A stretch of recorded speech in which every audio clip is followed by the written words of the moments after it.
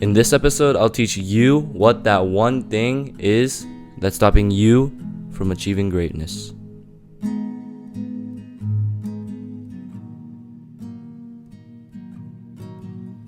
Whatever we do in this life, we have to have passion.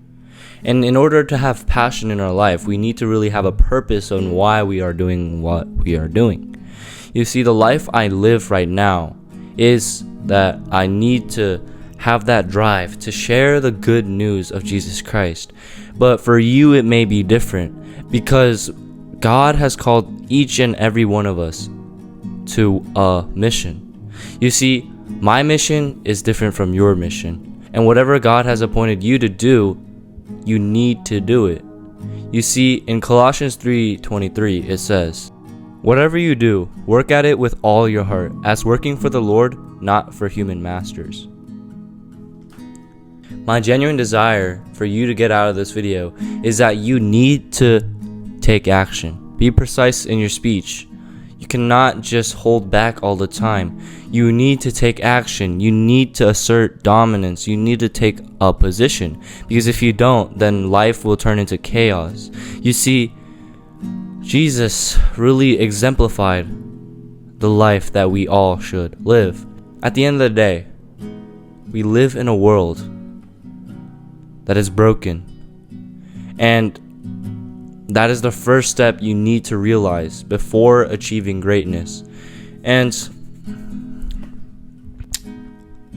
as I really just unfold the thoughts I have in my head, I really want you to know that whatever you do in this life, work at it wholeheartedly.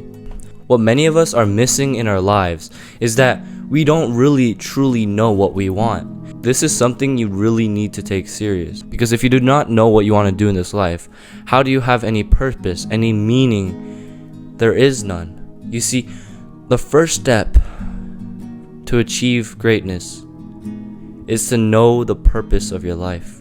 This topic requires a lot of thinking, and many of us today, including my generation, really don't put much thought into it because we are afraid. But as an individual who is 15, I really want to encourage you that this question needs to be answered.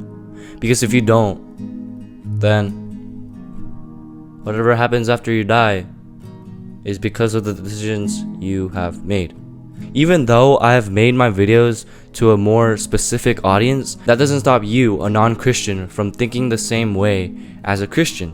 Because we are inherently all humans. As I continue this video, I really want you to think about what is the purpose of your life. People who you admire, all of them have achieved and gained their purpose in this life on earth. Because God calls us to steward the things He has given us in our life.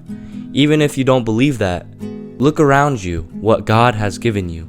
Even if you don't believe, take a second, look around. And really the main message of this video is that little improvement is still improvement, because you do not want to be stagnant in this life. Progress is what we are striving for, and you have to be willing to be better every time rather than being satisfied with the now. Even if you're non-Christian, take the time to really examine life, the gift of life that God has given you, because at the end of the day, we are this tiny compared to the gigantic universe in which we live in. We are this tiny, and God is bigger than that. God is bigger than our problems. So do not put God into a box, because God is God. He has all the attributes of what makes Him God. And even though, as a non-Christian, you may believe in another religion, that's alright, because God calls me as a Christian to love you and love Him. As I really wrap up this video, I don't really know how it will turn out because I have been saying a lot of random stuff. My last point I want to make to you is that why are things the way they are? Because we live in a world where people believe in coincidence, but I believe that things happen for a reason. So, what will you do? For nothing is impossible with God.